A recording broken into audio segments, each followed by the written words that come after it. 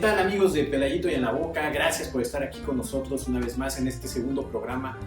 Sin Rosita físicamente, pero yo sé que sigue aquí al lado mío. Gracias por seguirme viendo, gracias por su cariño, por todos sus mensajes, les agradezco muchísimo.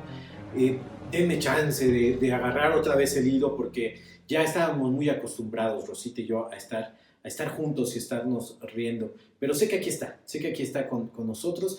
Y hoy, bueno, pues hoy me abre las puertas de su casa un personaje que nosotros queremos mucho, que lo vemos como un amigo y que además en este segundo programa, recordando a Rosita, yo les quiero decir algo porque vivimos una experiencia muy, muy bonita con él. Antes de decirles su nombre, les voy a decir qué fue lo que pasó. Ella siempre lo quiso entrevistar, por tiempos no se logró, y él nos acompañó en la despedida de Rosita. Me refiero a, pues yo lo veo más como un amigo, pero es el Padre José de Jesús. Padre, muchísimas gracias por acompañarnos hoy en Peladito y en la Boca. Pues muchas gracias a ti por acompañarme, por estar aquí en la casa parroquial, y les decimos, no es un estudio profesional. No, es su parroquia, es su casa. Oiga, Padre. Si de repente se mete el ladrito de un perrillo por ahí, es los que están ahí. Sí, no pasa nada. Oiga, Padre, yo le quiero agradecer públicamente esa ceremonia que hizo de despedida a Rosita, que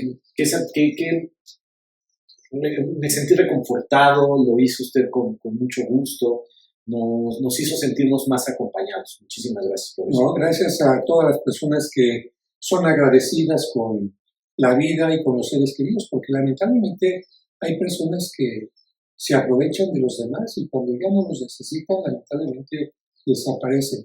Y qué maravilloso que Rosita siempre contó con gente como tú, Horacio Villalobos, como Laura Suárez, muchos sí, que también pues entendemos que hay que hacer una despedida de los seres queridos porque la vida continúa.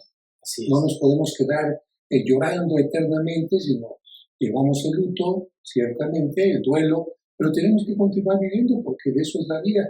Y esto fue algo que Rosita nos dio un ejemplo. No obstante las pérdidas que ella fue teniendo, porque pérdidas no solamente la muerte, sino cualquier cambio importante, cualquier ruptura, y para ella enfrentarse de repente con una enfermedad que la fue mermando, era algo que podía haber hecho que colgara la toalla literalmente, sí, o que nos enseñara y ella misma nos mostrara que en la vida hay que dar al máximo siempre que se puede. Así es, pues muchas gracias por eso, Padre. Y yo quisiera comenzar porque queremos saber, usted es nuestro amigo, más de nosotros que nos dedicamos a esto de la prensa, tenemos siempre mucho contacto, ¿no? Y pocas veces luego conocemos su historia. Pensamos que el Padre José de Jesús nació así, de ese tamaño, ¿no? ¿Dónde nació el Padre José de Jesús? ¿Quiénes fueron sus papás? Mi papá fue una persona que trabajó en la Secretaría de Hacienda en Palacio Nacional. Mi mamá, una mujer del hogar que, como éramos 8 hermanos, también tenía que apoyar a mi papá trabajando en una papelería. Ambos del norte del país, mi papá de Saltillo, Coahuila, mi mamá de Arteaga, de posiciones totalmente distintas, mi papá más humilde, mi mamá con más recursos. Y precisamente por el trabajo que le ofrecieron aquí en México, tuvieron que venir a vivir aquí, después de haber tenido 3 hijas, mis 3 hermanas mayores. Llegando aquí, ya nació un hermano mayor, que ya falleció lamentablemente, nací después yo, y después otras 3 hermanas, de tal manera que fuimos una familia de 8 hijos, y por lo tanto, con limitaciones, pero con la riqueza de aprender a convivir. ¿Y usted nació aquí en la Ciudad de México? Yo México? nací aquí en la Ciudad de México y concretamente aquí a unos cuantos pasos de la parroquia donde estoy ahora, en Francisco Pimentel, en esta calle.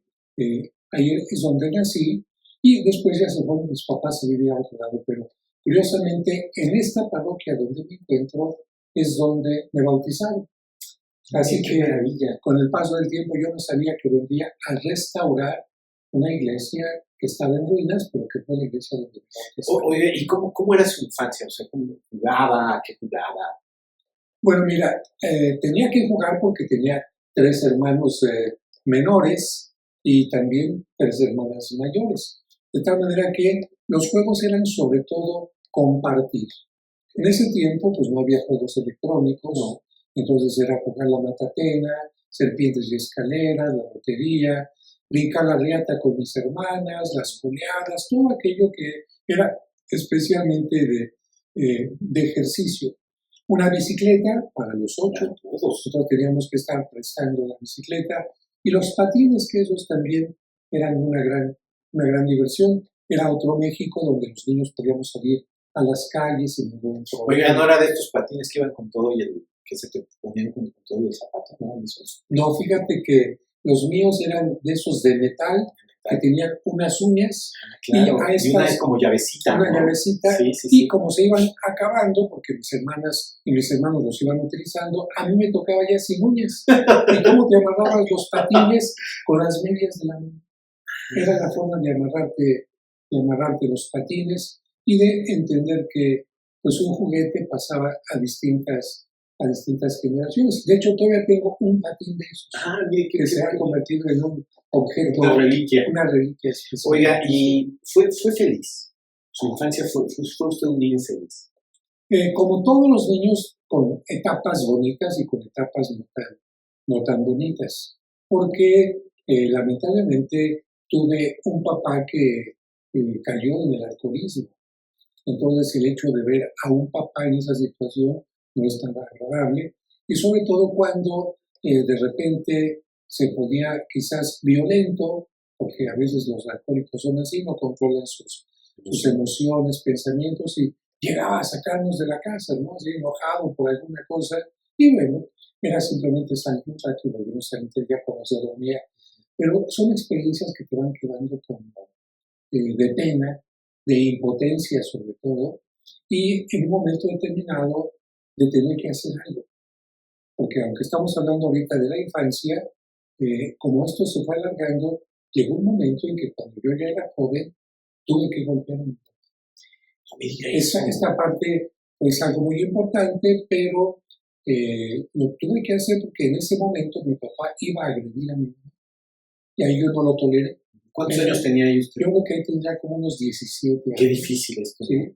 Pero yo dije, aquí tengo que hacer algo, y como estaba muy violento, entonces le di un trancazo en la cara que lo tiré al piso, no se levantó, y hasta el día siguiente ya como que... ¿Y recordó lo que había pasado? Recordó, de hecho, nos dejamos de hablar durante un tiempo, después él me ofreció disculpas, pero eso sí me marcó, a tal grado que el golpe fue tan fuerte que me fracturé la muñeca.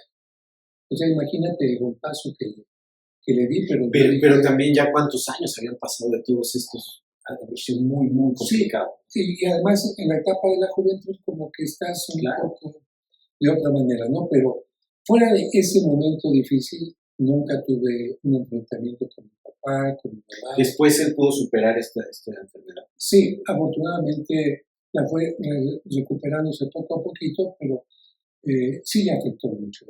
Por esta razón, una de mis labores dentro de los 44 años de sacerdocio que tengo, que son bastantes, ha sido colaborar dando pláticas, conferencias, para que la gente pueda no solamente no caer en problemas de alcoholismo, sino en otro tipo de problemas. Porque el alcoholismo, si bien es una enfermedad física, no es un vicio nada más, puede estar propiciada también por una estructura emocionalmente débil. Totalmente. Por esta razón también tengo pues más de 20 años dando cursos de autoestima, en donde le cambio a la gente su manera de pensar. Tú no vales por lo que tienes puesto, no vales por títulos, no vales por que tengas boobies más grandes, o esto, vales por ti mismo, y cambiando toda esa parte. Pero regresando a la infancia, mi papá nos solía llevar al Deportivo Hacienda, le gustaba mucho el béisbol, quería que fuéramos beisbolistas. A mí nunca me gustó el béisbol, yo tenía ni el fútbol, me gustaba mucho la natación, eso sí nadábamos, y con mucha frecuencia nos llevaba en el auto a la Marquesa, al Desierto de los Leones, a la Basílica de Guadalupe. Era consentidor en el sentido de que nos obsequiaba dulces con frecuencia, y digamos en ese sentido fue una infancia bonita en la casa. Si me preguntas de la escuela, por el contrario, Fue una infancia bonita, pero siempre fui un niño muy retraído. ¿Y quién lo iba a pensar, no? Y ahorita la televisión y todo. Bueno, eso no significa que Claro, sea retraído. la mayoría no somos así, ¿no? La mayoría de los que nos dedicamos a esto, ya nuestras vidas privadas somos muy retraídos. A mí me gustaría mucho vivir en un convento aislado, hacer mi trabajo aislado. Y estoy en contacto con la gente para servir a la gente, pero me cuesta mucho trabajo. Cuando la gente de repente me ve, a lo mejor en televisión o algo así, pensará que todo el tiempo estoy así, con los famosos, que todo el tiempo estoy en los estudios. No, soy alguien que le gusta mucho la parte interna. De hecho, tengo un voto por el cual no acepto ni desayunos, ni comidas, ni cenas en restaurantes, ni en casas. Algo que tuve que hacer después de mucho tiempo, porque recién ordenado y recién llegado de Roma, pues aceptaba todas las invitaciones. Primera comunión, ahí vamos. Matrimonio, vamos. 15 años, vamos. La gente es muy generosa, te invita y acudía a estos lugares con la problemática de que no es tan fácil convivir, pero conviví mucho tiempo y ahora soy como más retraído, ¿no? Oiga, ¿y cómo llega ese llamado? O sea, ¿usted siempre supo desde niño, desde joven, que quería ser sacerdote o pasó por algún momento ser doctor, ingeniero, maestro? Como sacerdote jamás, porque aunque mi mamá y mi papá eran católicos, no eran muchos, como se dice popularmente, no eran muy cercanos a la iglesia. Yo nunca fui acólito, nunca fui a algo más que las prácticas de la primera comunión. Fue lo más cercano. Fue lo más cercano. Y más aún, empecé a ser en la adolescencia muy, como se dice, rebelde. Porque yo preguntaba, por esa falta de cultura completa en la casa, ¿por qué nos ponemos en misa? Pues porque hay que ponérsela. ¿Y por qué esto? ¿Y por qué lo otro? ¿Y por qué la misa es así acá? Como no me respondían, yo dije, a mí no me gusta hacer cosas que no entiendo. Y entonces me fui alejando, te diré, de la religión. Más no de Dios. Pero de Dios no lo conocía mucho, pero yo sabía que tenía que ser un amigo. Había fe. Había fe. Me fui alejando de la iglesia hasta que llegó un momento en que alguien me acercó a Dios, pero en lo que me preguntaba si quise ser algo antes, sí. Yo empecé a trabajar en Televicentro, en el programa de Wonderlandia, juntamente con mi hermana, en donde ahí conocí a Janet Arceo, una gran amiga y compañera que admiro y quiero mucho. En este programa bailaba. Estaba yo en un conjunto de niños que bailábamos y ahí vi en persona a Chabelo, a Chencay, y me gustó mucho especialmente la magia. Yo dije, yo quiero ser mago. Me gustaba ser mago, me gustaba cantar, nunca estudié nada, pero me gustaba. Aprendí a tocar la guitarra, pero hasta ahí. Y sobre todo después quería ser aviador, quería ser piloto. Y esa era mi gran ilusión, pero cuando ya vino el momento de la parte vocacional, cuando tenías que salir de la secundaria, etc., el gran problema es que en ese tiempo, si tenías lentes, no podías ser piloto. Entonces ahí se quedó esa parte y me tuve que encaminar a administración de empresas, porque me gustaba organizar muchas cosas. Pero fue cuando conocí a una muchacha, que fue mi novia, la que un día me dijo, vamos a unas pláticas juveniles y yo quiero que me acompañes. Bueno, pues como novio hay que ir a la novia. Y en ese momento, fíjate, yo tenía el cabello hasta acá. La barba, bigote. ¿Qué música escuchaba en ese momento?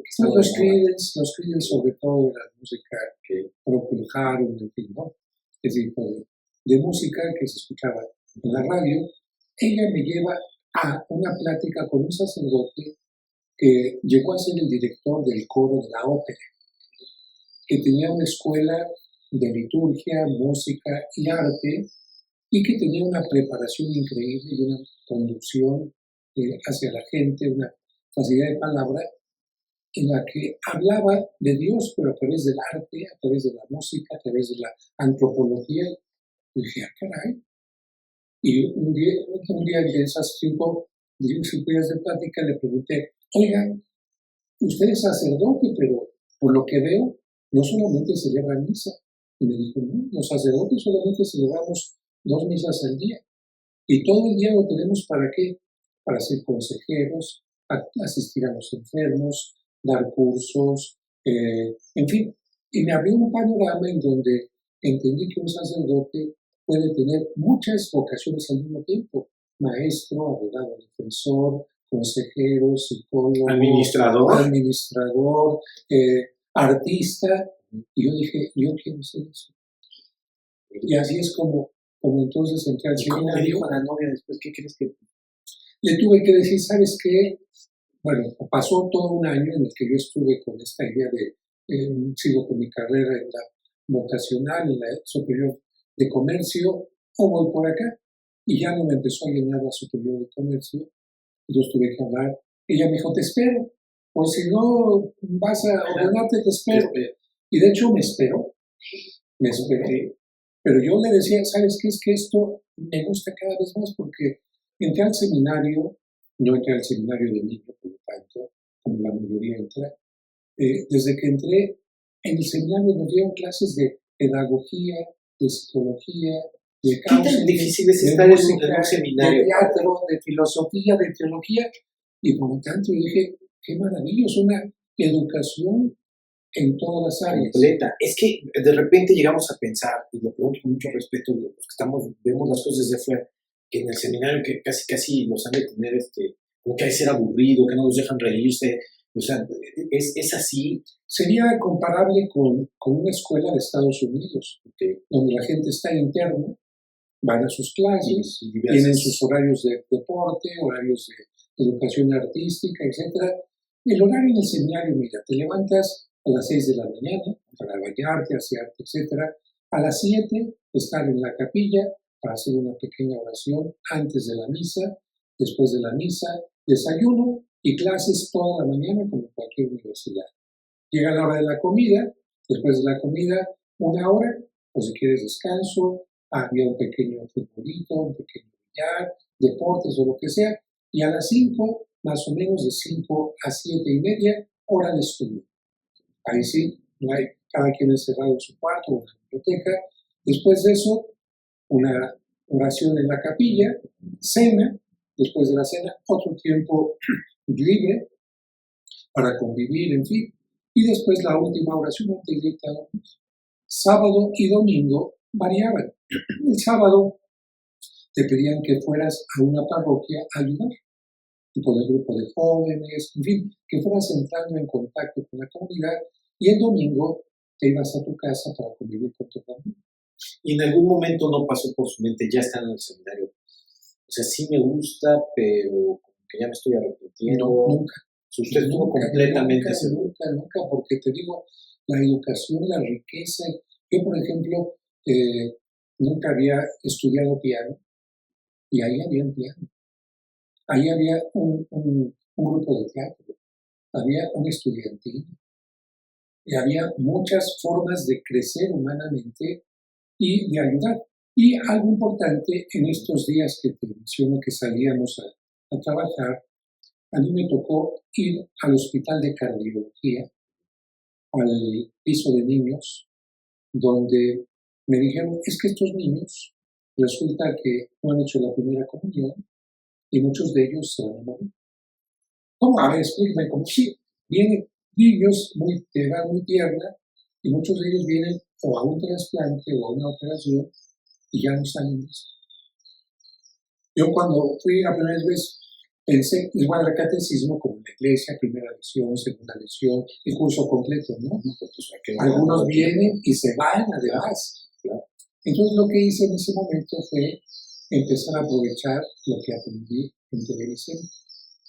Entonces compré ahí en la tienda del mago que está en Bucareli, el mago Shams, aquí todo un equipo.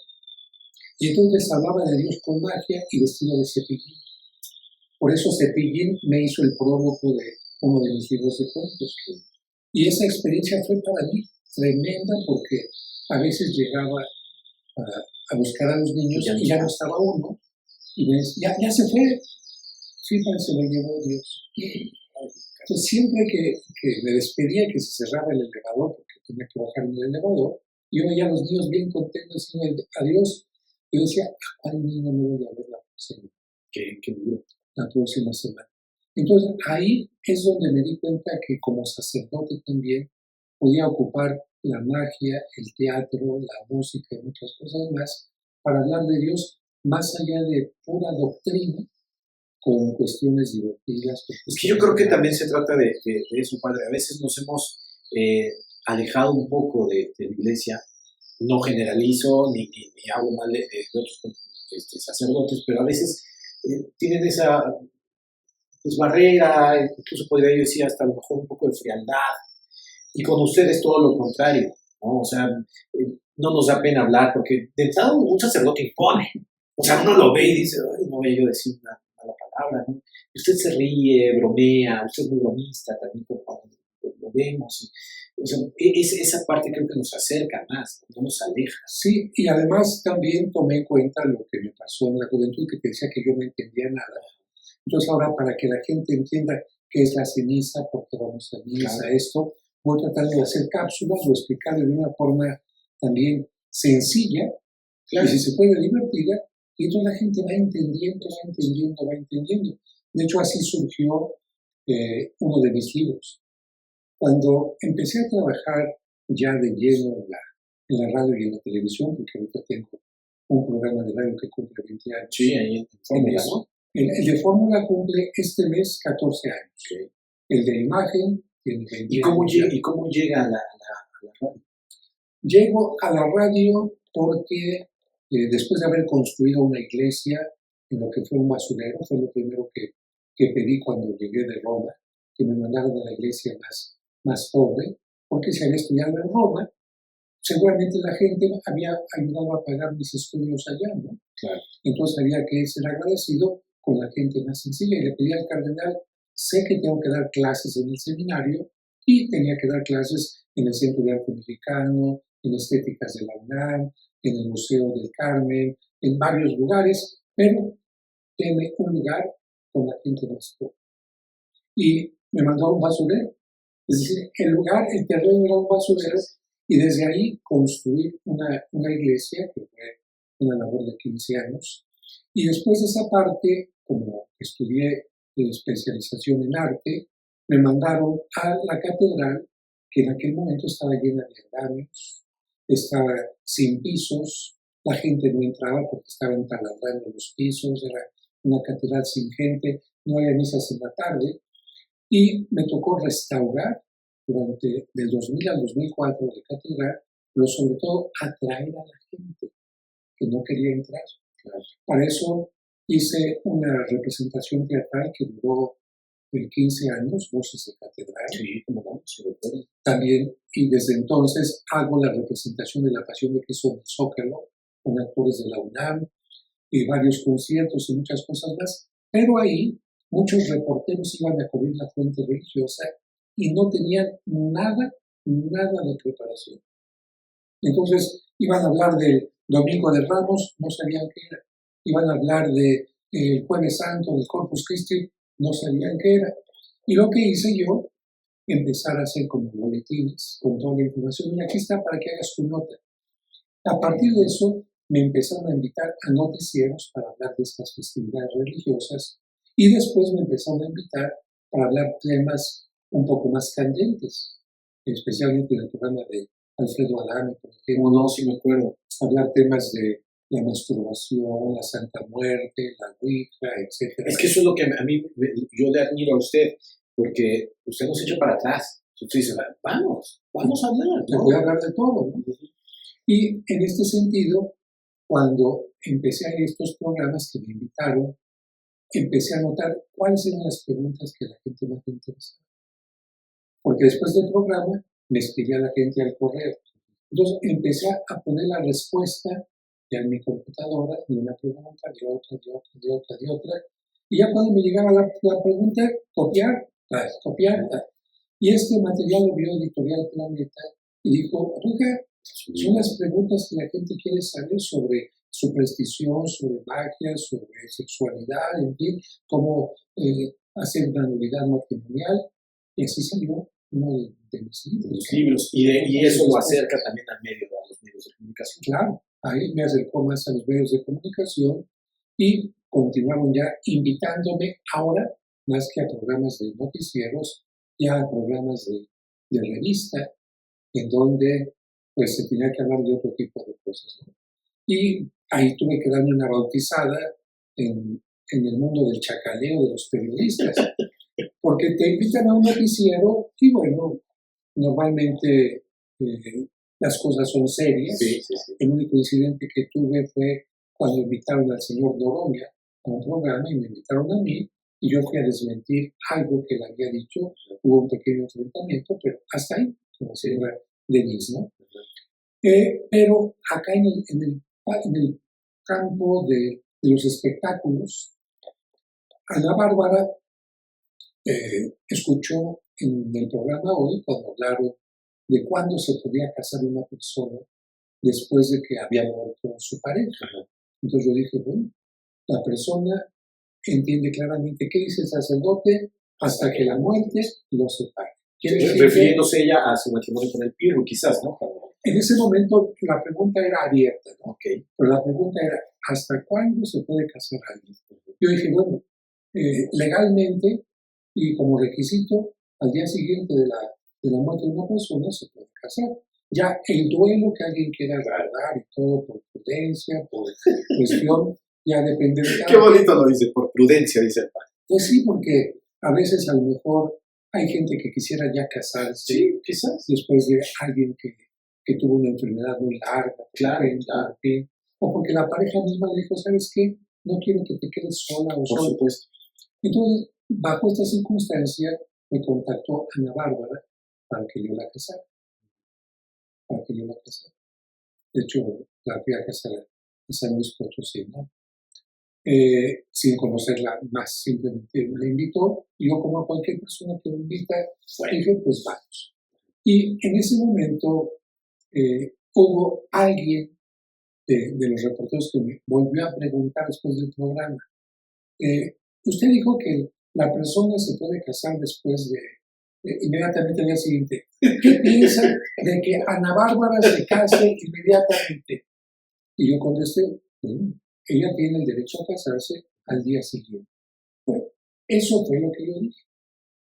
Fueron con ¿cómo se llama? Con la señora, ay, se me fue el nombre. No, ¿Con Carmen? No, con la mamá de Mariana. Con Talina Fernández. Con doña Talina Fernández, que paz descanse. Y le dijeron, pues dice el padre que Ana Bárbara ya se puede casar con el Pirro. Entonces, ella dijo, pues no sé por qué lo dijo el padre, ¿no? Y si lo dijo así, es el padre del sur. No me diga eso. Así lo dijo.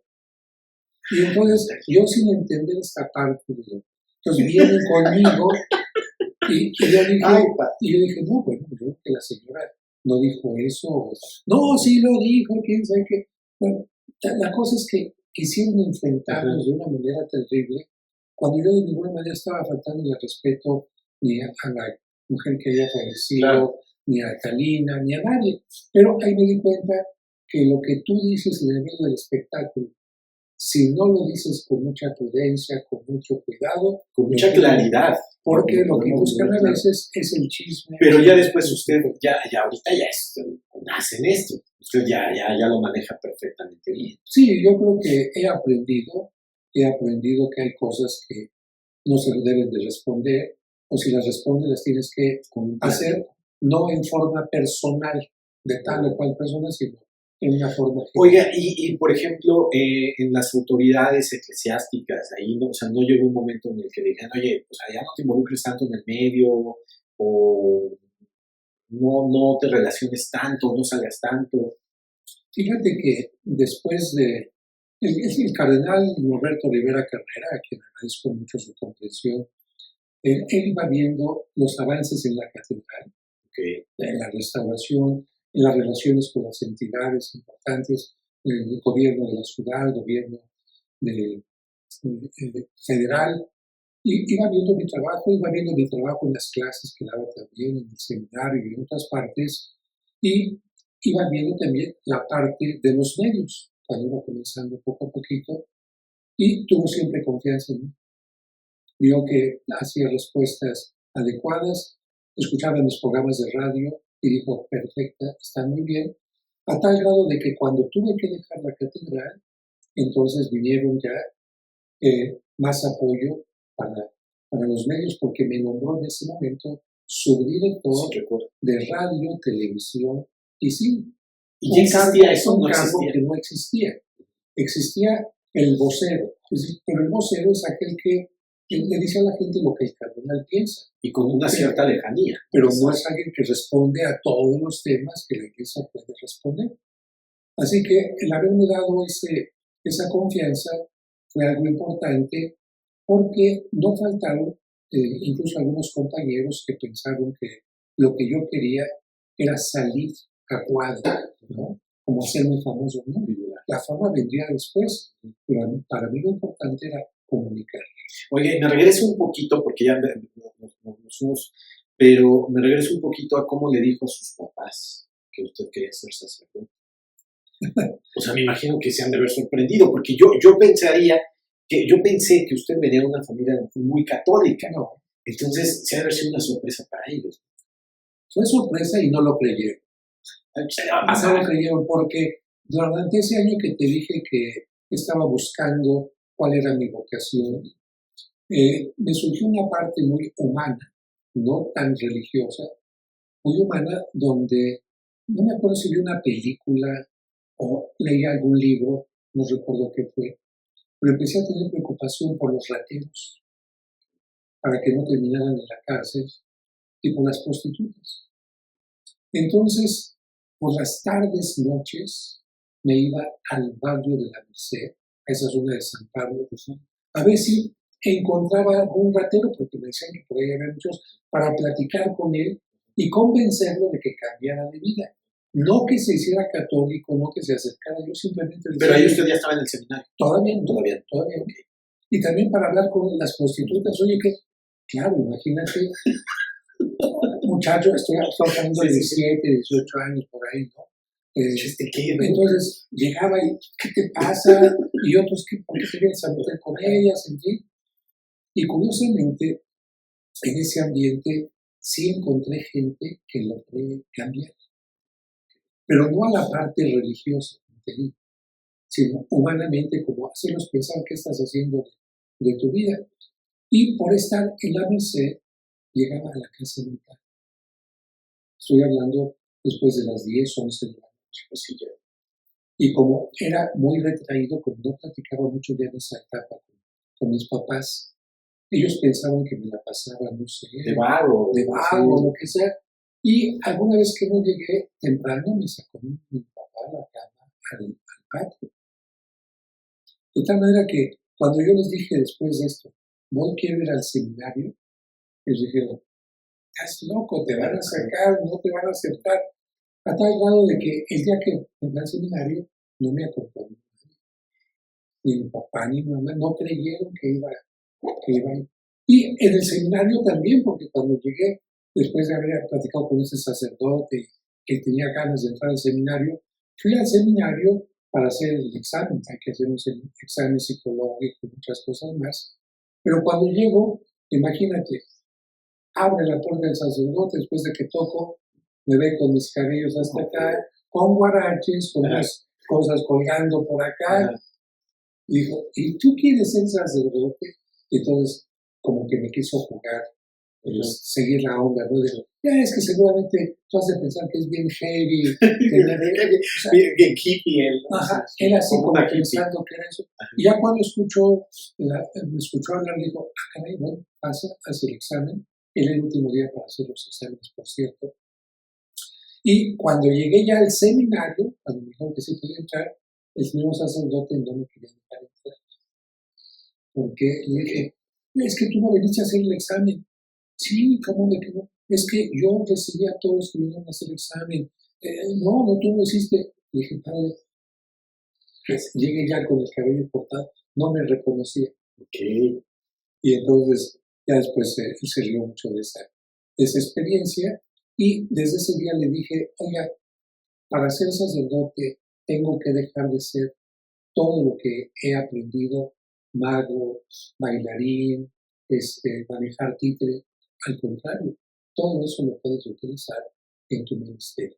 ¿Y ahora qué pasa, padre, con las nuevas generaciones? Yo veo cada vez, bueno, al menos lo veo por fuera, no sé si así sea, que cada vez hay menos sacerdotes jóvenes. ¿Estoy equivocado o si hay, o se están alejando? No, de hecho, han disminuido las vocaciones, eso sí, pero los sacerdotes generalmente nos ordenamos entre los 25, 24 años de edad, no más grandes. Okay. Lo que ha cambiado es que antes, por lo menos en el Seminario de México, se pedía que entrara la gente más pequeña, desde la primaria, algunos, desde la secundaria, y actualmente te piden que hayas terminado una carrera. Mínimo preparatoria, pero se pide, si ya tomaste una carrera, significa que ya estás más seguro, que ya estás más... Porque quizás está mejor, ¿no? Sí, porque en mi caso fuimos 12 compañeros los que nos ordenamos, 6 de los cuales se salieron. Se salieron porque se enamoraron, se casaron, no estuvieron satisfechos, y yo creo que ahí faltó parte de maduración de ellos. El seminario no es el problema también es la persona.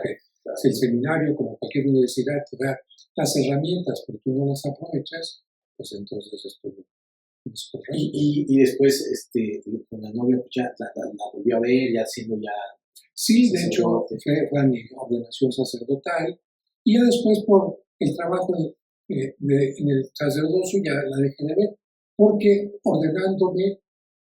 para ordenarte tienes que haber terminado una carrera de filosofía, licenciatura en filosofía, y otra carrera de licenciatura en teología. Estamos hablando de 8 años. ¿Son ambas o pues las dos obligatorias? Okay. Y en mi caso, a mí me eligieron para ir a estudiar a Roma posgrado. Entre 100 sacerdotes, pues van eligiendo a uno, ¿no? Entonces estuve 4 años acabadito de ordenar en Roma, me tocó estar en el tiempo de Juan Pablo II, estar a 5 metros de cuando fue su atentado, estar en varias celebraciones. Estuve ahí en ese momento. Y antes me tocó ser su acólito, cuando estaba en el seminario, en su primera visita a Roma. En su primera visita a México. Con Juan Pablo II tuve esa experiencia. Me acuerdo que cuando iba llegando a la catedral, subí el estruendo así en la calle. Al interior de catedral no sabíamos lo que estaba pasando, por dónde venía. Y entrando a catedral, entraba a una pequeña capillita donde tenía que cambiarse, y ahí estaba yo ya esperándolo porque yo tenía que acompañarlo. Más que personalidad tenía. Y me acuerdo que cuando entró a ese cuarto, yo no sé si estaba temblando o no, y con el perfecto español que tenía me dijo, ¿qué te pasa? ¿Estás nervioso? Le digo, sí. ¿Y por qué si soy el Papa? Bueno, pues fue una experiencia muy bonita, después lo del atentado, después cuando vino a canonizar a Juan Diego, a mí me tocó componer la música, que cantó el tenor famoso Ramón Vargas, un coro de 200 voces, una orquesta, y hacer la coreografía con el ballet de Amalia Hernández, porque yo estuve con Amalia Hernández también. Entonces, cuando iba a venir el Papa, fui a hablar con la hija de Amalia Hernández, con Norma, que había muerto Amalia, y preparamos esa coreografía en una noche, puntualísima, pero con la perfección que tuvieron. Y me tocó también estar la última vez que vino el Papa a México, entonces fue una relación muy bonita. ¿Y su familia se terminó después acercando a la iglesia a partir de que usted se hizo sacerdote? Sí, a partir de que me hice sacerdote empezaron a tener más acercamiento, ¿cierto? Oiga, y después, bueno, viene esta parte que ya se vuelve sacerdote, y después yo creo que el hablar de esta parroquia es hablar de usted. Definitivamente ya los asociamos mucho. ¿Cómo llega a esta parroquia de San Cosme? Cuando dejo catedral, tengo los 2 cargos, encargado de radio y televisión del arzobispado, y como en esta parroquia casi no venía gente, porque estaba en muy malas circunstancias, precisamente por eso podía tener tiempo para entrevistas, para el programa de radio, etcétera, que mucha gente no lo sabe, tú lo sabes bien. para tener un programa de radio diario, hay que tener una preparación de los temas, de los invitados. Y en mi programa, además, yo me preocupé de hacer tipo radionovelas en algunas ocasiones.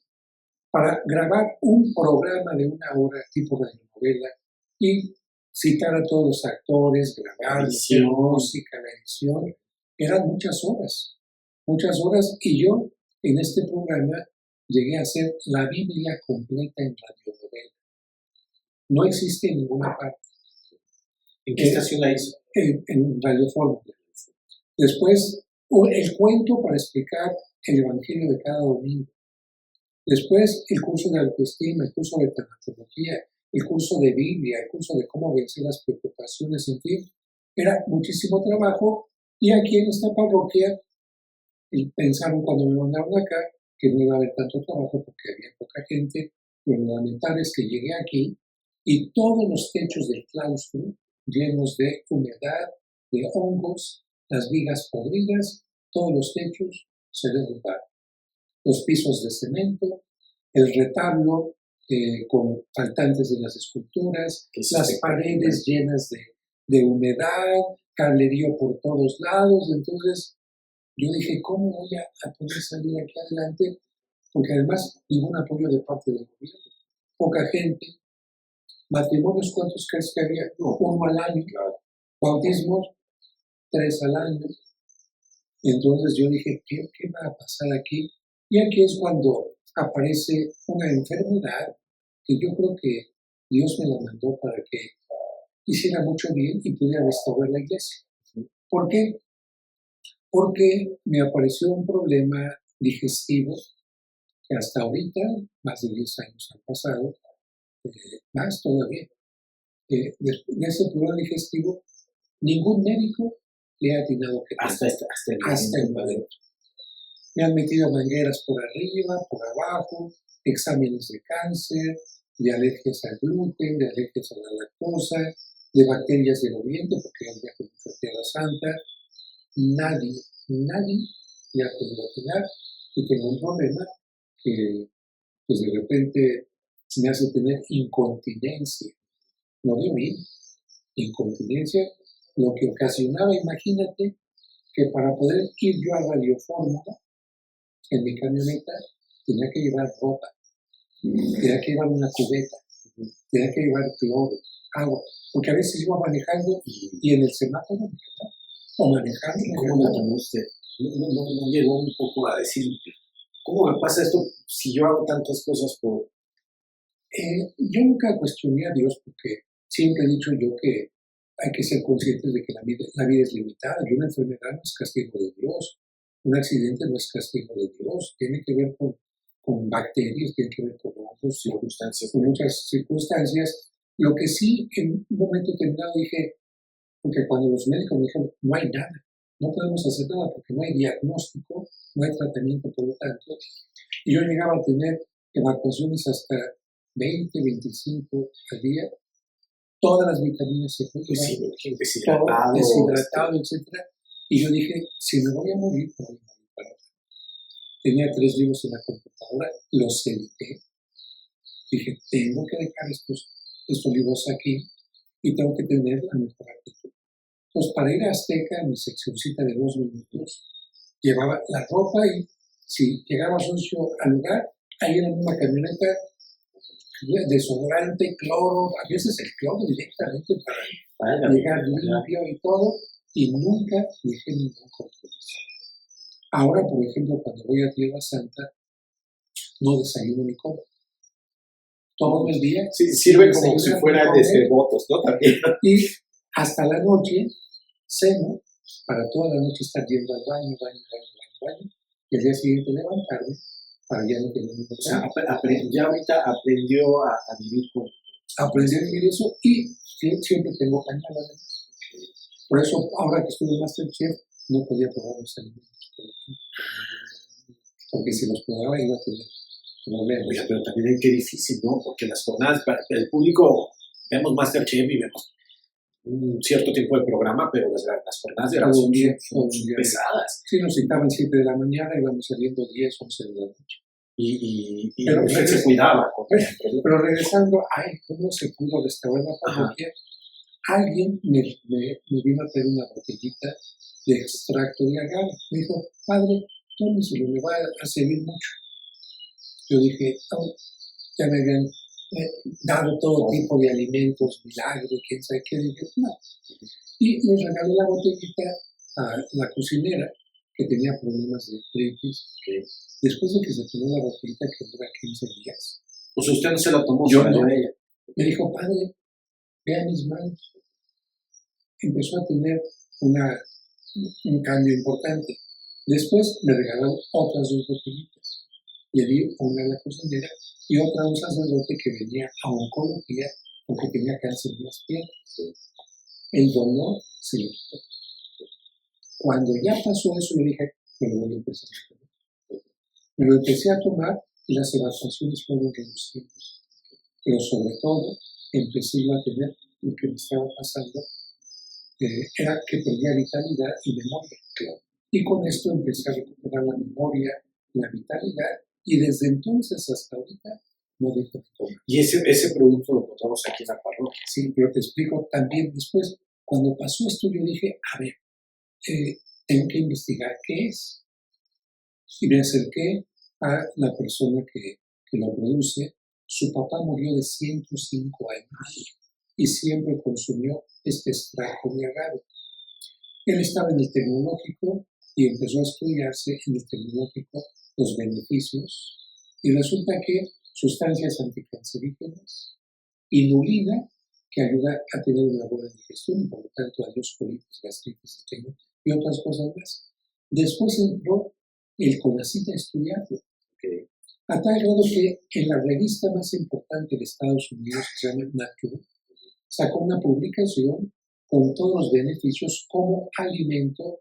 No es un medicamento, por lo tanto, lo puede consumir cualquier gente. ¿Un suplemento alimenticio?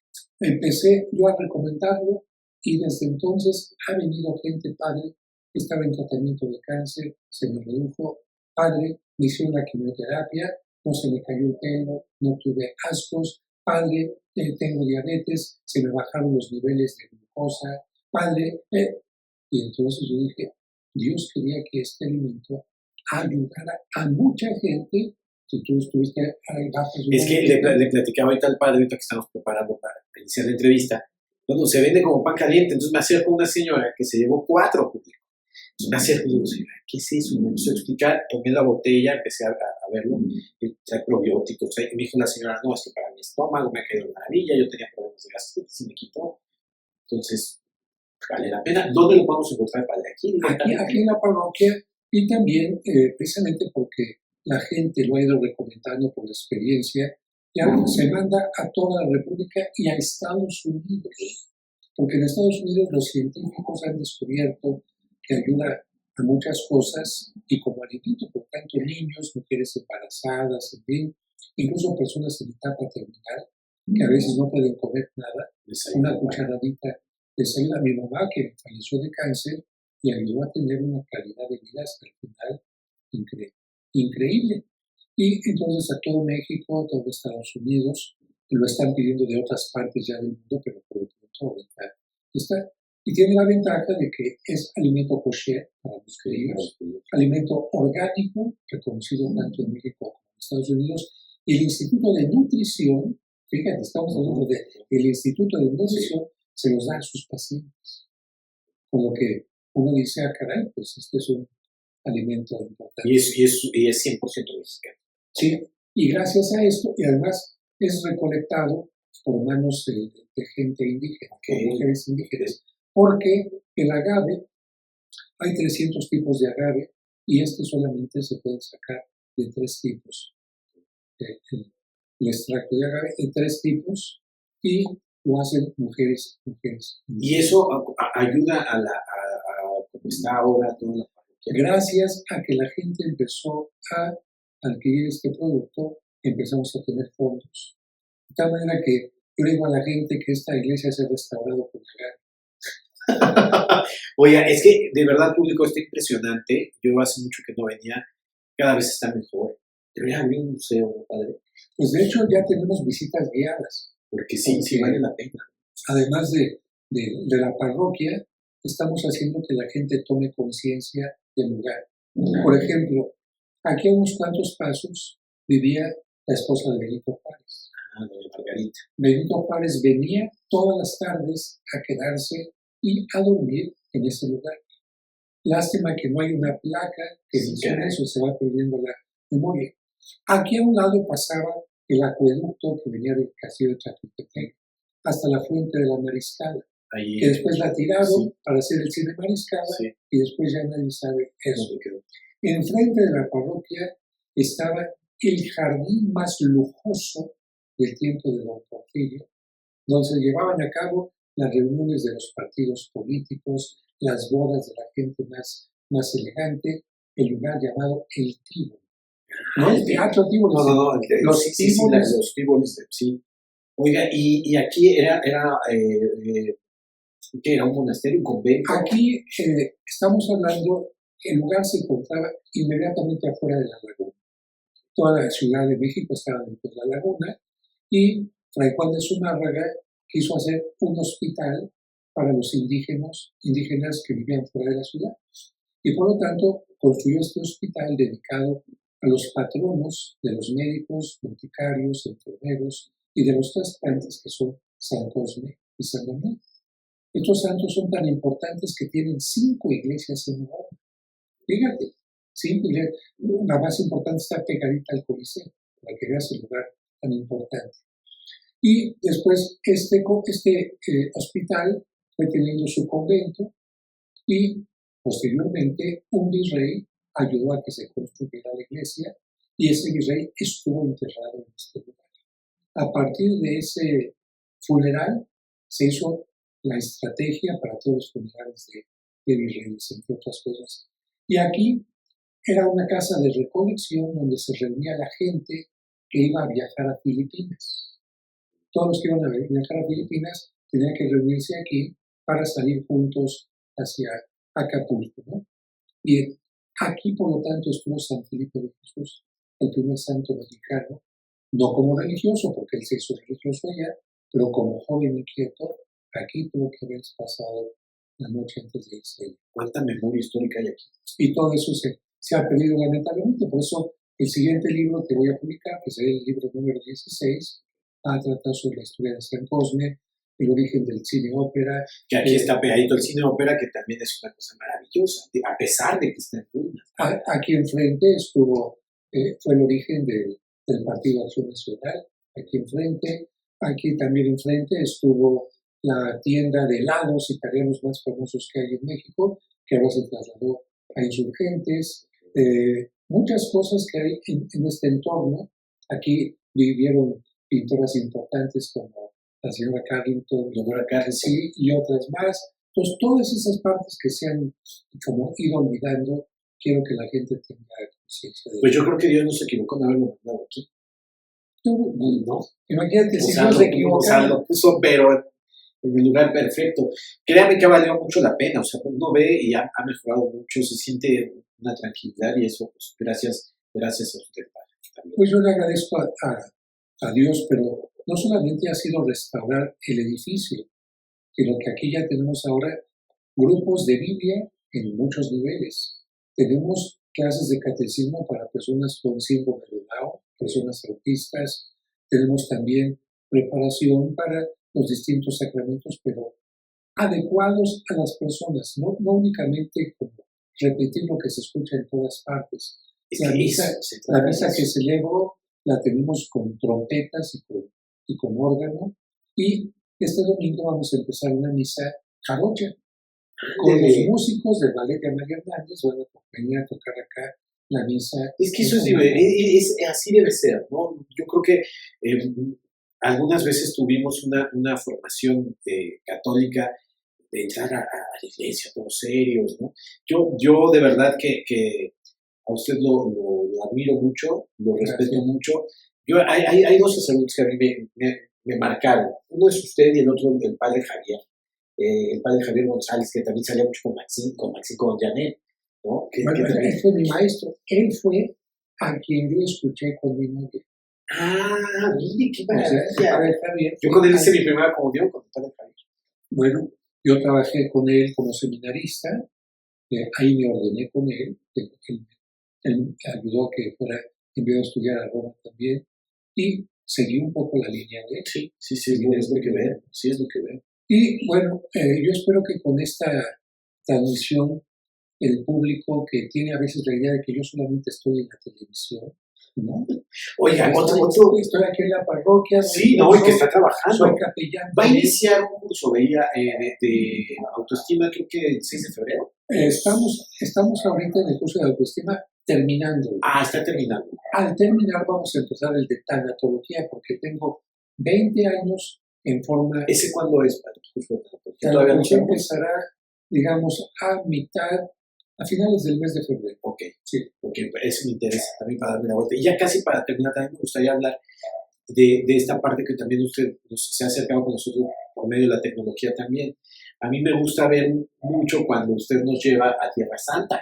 Con todos estos recorridos que hace, vi uno que me gustó mucho, que usted va con su teléfono. Yo pensé que llevaba usted a alguien. Y dije, no, el padre va a llevar su camarógrafo y todo. No, digo usted solo usted. Pero parece que vamos con usted, porque entonces esperen un ratito, ahorita hay que caminar acá y ahorita vamos a entrar acá y no sé qué. Y nos va llevando por todo eso, ¿no? Eso también es una labor muy importante. Fíjate que cuando llegué a Roma a estudiar, yo me quedé llorando cuando vi San Pedro, cuando vi el Coliseo, dije, ¿y por qué yo lo estoy viendo y mi familia no? Y mucha gente que no puede viajar, ¿no? Entonces decidí en aquel momento tomar las máximas fotografías en diapositivas para que cuando regresara a México la gente pudiera ver lo que yo había visto. Regresé con más de 1 millón de diapositivas y eso me sirvió para dar mis clases de arte griego, romano, Mesopotamia, en fin. Y lo mismo me sucedió en Tierra Santa. Yo dije, yo estoy aquí y la gente que no puede viajar, los que no tienen dinero, tienen que verlo. Y entonces me hice el propósito de que la gente que no puede, a través de mis ojos, pudiera conocer Tierra Santa. Pero así como dices tú, estamos aquí cuidado con el escalón. Sí. Y esto también tiene que ver con la enfermedad. ¿Por qué? Porque cuando yo sentía que me iba a morir, y pasamos un programa de San Ignacio de Loyola, me acuerdo de ese programa, tardamos 2 semanas en armarlo. Yo dije, no es posible que un programa que tardamos 2 semanas solamente pase 1 hora. ¿Qué hago para que esto continúe? Entonces alguien me dijo, ¿por qué no lo sube a YouTube? Y yo dije, sí, pero YouTube son imágenes, es video. Y me quedé pensando, y dije, ya sé qué voy a hacer. Voy a poner una portada fija y todo el audio del programa. Y dije, y yo cuando me muera, ese programa se va a quedar aquí para siempre. Entonces empecé subiendo audios de YouTube. Y después ya dije, no, si me voy a morir, que quede mi presencia, mi esfuerzo, mi trabajo para siempre. Porque a veces la gente no toma en cuenta eso. Claro. Lo que actualmente se graba se puede quedar indefinidamente para siempre. Así es. Ahí tenemos a mi querida Rosita, que después de estos 3 años que llevamos haciendo el programa, ahí dice que... Oiga, padre, aquí tiene usted un libro, este es su último libro. No, el último todavía no. El último ya cuando me muera. El más reciente, tiene usted razón, padre. Este es un libro que lleva más de 1,5 millones de ventas y es el curso de autoestima, la primera parte, y la segunda parte es el curso de tanatología. Y lo publiqué especialmente porque mucha gente que viene quiere tener apuntes, quiere tener alguna referencia, y esto es lo que... Y este libro se puede conseguir aquí. Aquí en la parroquia, sí, efectivamente aquí en la parroquia. ¿Y qué otros libros hay? Aunque los cursos los pueden encontrar en mi canal de YouTube, totalmente gratuitos y todo. ¿Qué otros libros? Tengo un libro para entender la Biblia completamente, que se llama 365 días para acercarse a Dios. Tengo otro libro de arte, que es iconografía mariana. Tengo otro libro de preguntas y respuestas, pregúntenle al Padre José. Tengo otro libro con los cuentos para entender el Evangelio. Tengo otro libro de cuentos. Oiga, de Santa Claus, ese me llamó la atención. Bueno, ese es un libro. ¿Cómo es el título? Es El día que lloró Santa Claus. El día que Santa Claus lloró. El día que Santa Claus. Son cuentos de Navidad. Y en este libro, en este cuento, hablo de que San Nicolás, el verdadero Santa Claus, tiene pesadillas y ve que en el futuro lo cambia, dejando de ser un obispo que ayudaba a las mujeres, llevaba juguetes a los niños, lo convierte en un personaje gordo que vive en el Polo Norte. Y que toma Coca-Cola. Y entonces, cuando la gente ve el cuento, dice, ok, Santa Claus sí existe, sí existió, pero me lo han deformado. Okay. Oiga, y ya casi para terminar, platíqueme del retablo. Es impresionante el retablo de esta parroquia. El retablo perteneció al convento carmelita de San Joaquín, y cuando el convento lo convirtieron en cuartel militar, iban a quemar ese retablo, un retablo maravilloso, y lo sacaron, estuvo mucho tiempo a la intemperie, y el sacerdote que en ese tiempo estaba aquí en la parroquia, hacia 1930 y 40, vio que quedaba perfectamente. El retablo que había aquí era muy sencillo, nada importante, y entonces logró, sobornando a algunas personas, que le dejaran traer el retablo y se acomodó perfectamente bien. Pero con el problema de que la mayor parte de oro que cubría las maderas, las tallas, se habían deteriorado, los santos habían perdido ojos, manos, cabezas, y entonces restaurarlo implicó 4 años de trabajo importante, y colocar la laminita de oro que se coloca en los retablos normalmente, no como los que pusieron lamentablemente en algunos de catedral, que son oro falso, oro corriente, sino en este caso se dio como un acervo histórico, como parte del acervo de México, como un orgullo de México y una aportación de la Iglesia para el mismo lo mejor. En toda esta parte, yo he visto en diferentes partes de la ciudad, de toda la República, que tenemos un arte sacro muy importante, muy valioso, y que muchas veces ni siquiera algunas parroquias o algunas personas no saben realmente el valor que tienen ahí. ¿Hay alguna parte dentro de la Iglesia Católica que tengan como para ir recabando todo esto y tratar de a lo mejor restaurarlos, tener un control? De hecho, hay varias publicaciones de todas las iglesias que hay en la Ciudad de México, muy buenas, hechas por la Iglesia, otras por algunos autores que no son sacerdotes ni nada, muy buenas. Ahí simplemente hay que indagar, hay que buscar y encuentras mucho. Pero una preocupación que yo tengo es que en México tenemos mucho arte del siglo XVI, XVII, XVIII, XIX, arte religioso. Llegamos al siglo XX, al XXI, ¿y qué pasó con el arte religioso? Como si no existiera. Así es. Algunas iglesias, incluso arquitectónicamente, no son bellas. Son un cajón, se acabó la parte artística. Claro. Y las esculturas religiosas, y las pinturas, por eso es que también, además de restaurar esta iglesia, han mandado a hacer esculturas contemporáneas, pinturas contemporáneas. Que ahorita me las mostró. Donde incluso está Cristo cerca de una pareja en amaciato, cerca de una pareja gay, porque Cristo no rechaza a nadie. Ese tema también, cuando la gente supo que iba, nuestro público supo que lo íbamos a entrevistar, me decían, pregúntales, ¿no? O sea, ¿cómo ve ahorita que los temas que a lo mejor en algún momento la Iglesia no le gustaba mucho opinar, ¿no? Por ejemplo, la parte gay, esto de los matrimonios también, que a lo mejor, no, es que si se casó no se debe casar, que ahorita nos platicaba de este tema. ¿Cómo lo ve el Padre José de Jesús? Bueno, yo creo que hay que entenderlo en una forma totalmente amplia. Mira, en alguna ocasión platicaba yo con alguien que decía, es que los gays son de lo peor. Y dije, ¿usted conoce alguna pareja gay? No lo conozco. Mira, yo conozco a muchas familias donde hay un hijo gay, ¿no? Y la mamá vino con preocupación porque no sabía qué hacer. Dije, platique con su hijo, ¿no? Es lo primero que tiene que hacer. No lo margine. Su hijo sigue siendo su hijo. ¿Sabes?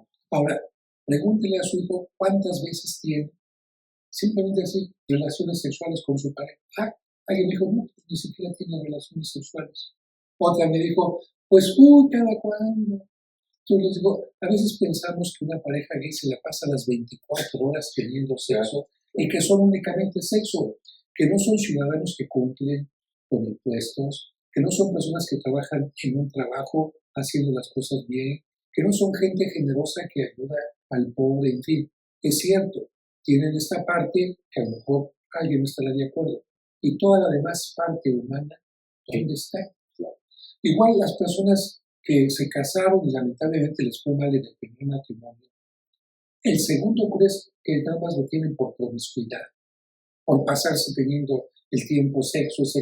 No, yo conozco personas que su segundo matrimonio es el que duró para toda la vida. Con el primero lamentablemente aprendieron, ¿no? Pero el segundo, su pareja la tratan con respeto, a los hijos los educan cristianamente, son personas de bien. Entonces, aunque es un tema delicado, yo trato de ver a las personas no como divorciados, o como gays, o como esto o lo otro, sino como personas. Y tomando en cuenta que Cristo vino al mundo no porque fuéramos perfectos, sino vino porque éramos pecadores, y Él vino a decirnos, hey, les vengo a mostrar un camino que los puede llevar a la salvación, ¿no? Pero es una propuesta, no una imposición. Y por último, Padre, si tuviera usted que describir al Padre José de Jesús, ¿cómo lo describiría? Yo creo que me describiría como un niño que siempre quiere conocer cosas nuevas, que no se quiere cerrar a ninguna posibilidad, que quiere hacer las cosas claras, divertidas, y que cuando llegue a morir la gente lo reconozca como alguien que dejó algo bueno, y que por este mucho bueno que haya dejado, le perdone sus errores. Y seguro así es. Y nos sigue dejando cosas buenas.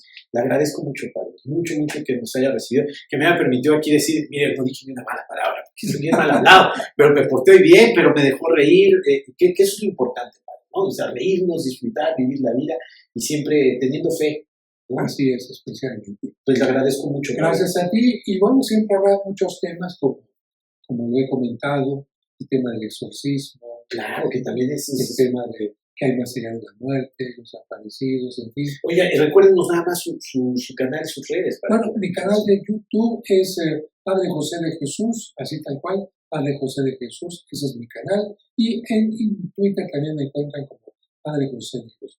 Oiga, y alguna vez rapidísimo, ¿ha hecho tú un exorcismo?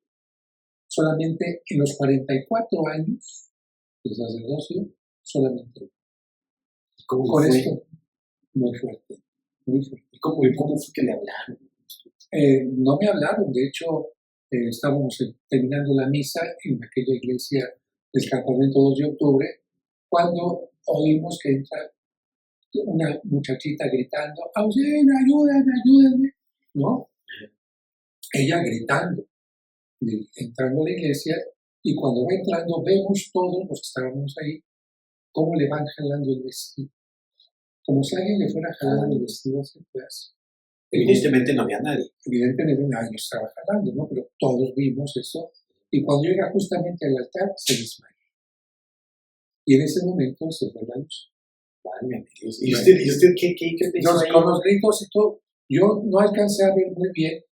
Pensé que era mi ilusión, que alguien estaba jalando, pero ya afortunadamente la gente llevó rápido, como teníamos muchas velas ahí, encendieron rápido, y la gente asustada por los gritos, porque pensaban que la venía persiguiendo a algún ratero, en fin.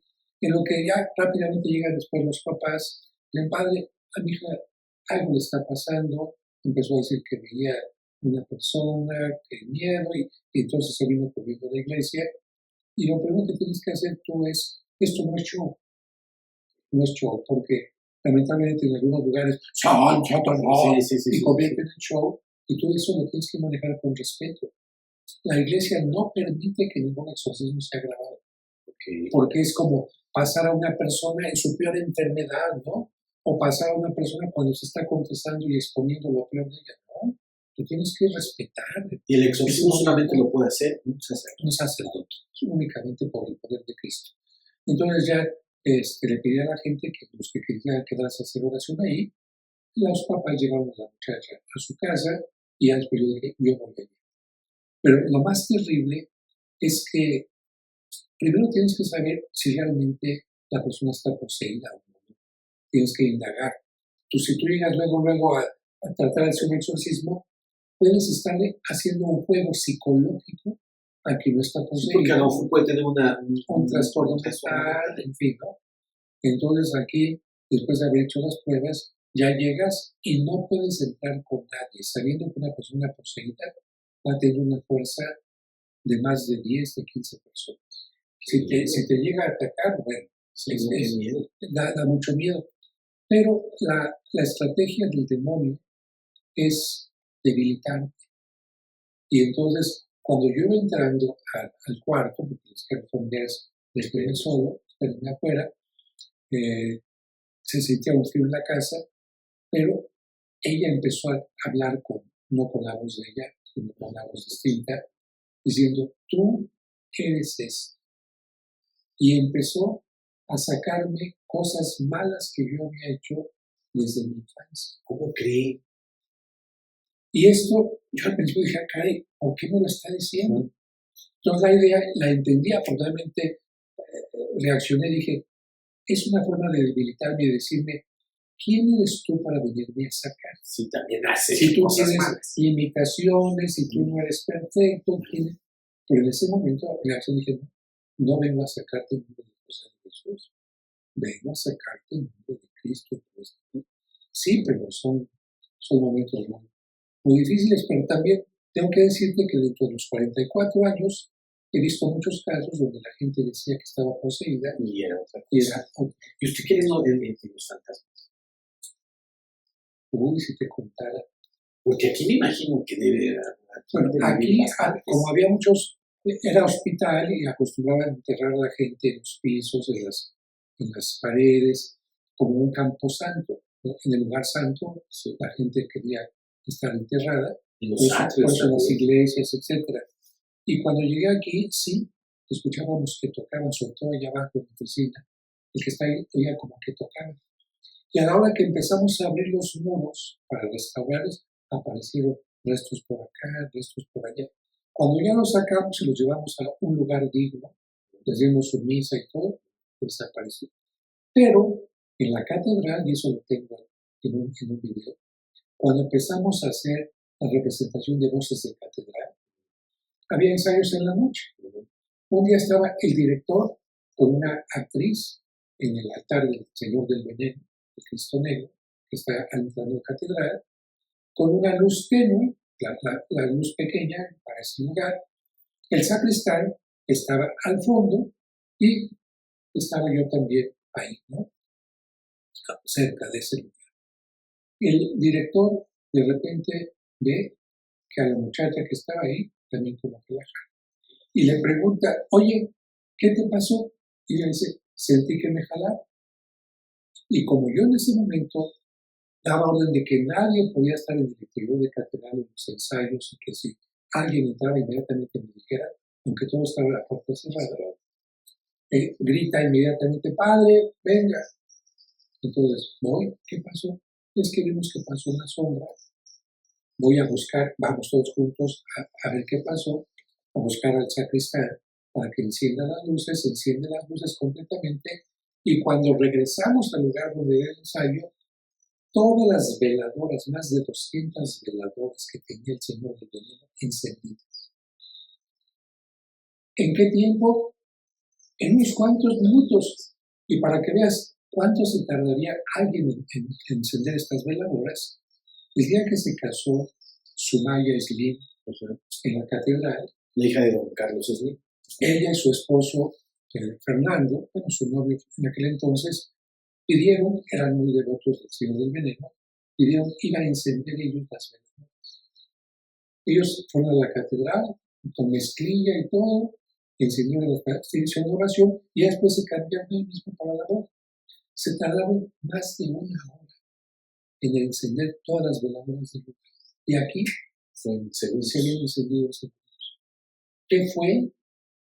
Yo lo único que les dije, miren, algo maravilloso porque no se apagaron las veladoras, al contrario, se vino el lugar de Dios.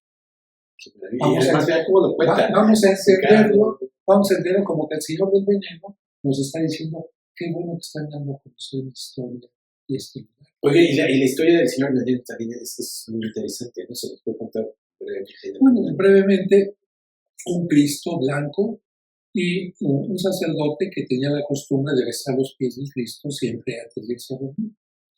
Una persona que quería asesinarlo, por alguna razón que no sabemos, para que nadie sospechara, decidió ponerle veneno en los pies, para que el sacerdote después de la misa lo besara, y después se fuera a dormir y muriera durante la noche y nadie supiera qué pasó. Y curiosamente, se quedó ahí a esperar ese momento, ¿no? Que asegurarse que había besado el Cristo. Y cuando el sacerdote se iba a acercar a besar al Cristo, el Cristo flexionó las rodillas, levantando los pies para que no lo besara, y empezó a ponerse negro de los pies a la cabeza, como absorbiendo el veneno. Es un Cristo que la gente dice que es muy milagroso, y bueno, simplemente la presencia de la gente ahí. Yo ahora sí ya me voy. La última pregunta, la última, porque también eso me lo encargó mucho en público. Pasa algo, estamos ya acercándonos a la Semana Santa, ¿no? Es de la Cuaresma, estamos cerca de la Cuaresma, ¿no? Viene mucho conflicto porque nos dan vacaciones, entonces unos dicen no salgas, otros no, pues sí sal, no, pero pues es que son los días santos, ¿cómo vamos a salir?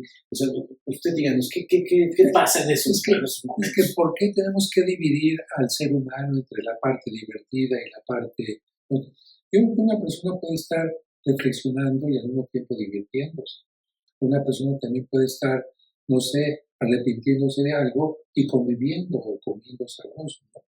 Es cierto que cuando alguien está muy mal, le duele mucho algo, ni come, ni quiere salir al cine ni a ninguna parte, como en el caso de cuando muere un ser querido, así.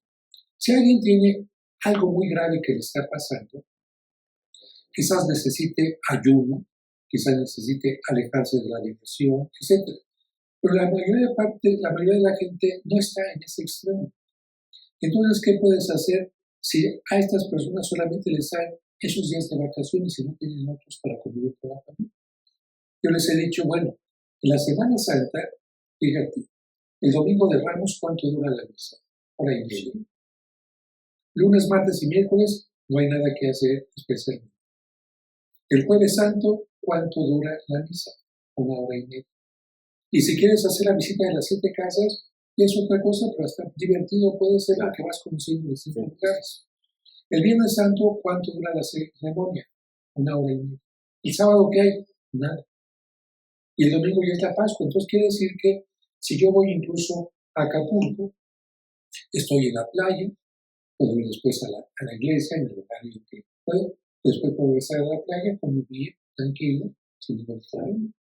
Si en el lugar donde estoy no hay ninguna iglesia, en casi en todos los hoteles hay una Biblia, me pongo a leer la Pasión de Cristo, tengo una reflexión de vida y estoy en el mar tranquilamente. Ahora ya hasta por esto ya podemos ver una misa y todo eso. Claro, nunca va a ser igual participar en la celebración que estar virtualmente, pero sí ayuda cuando...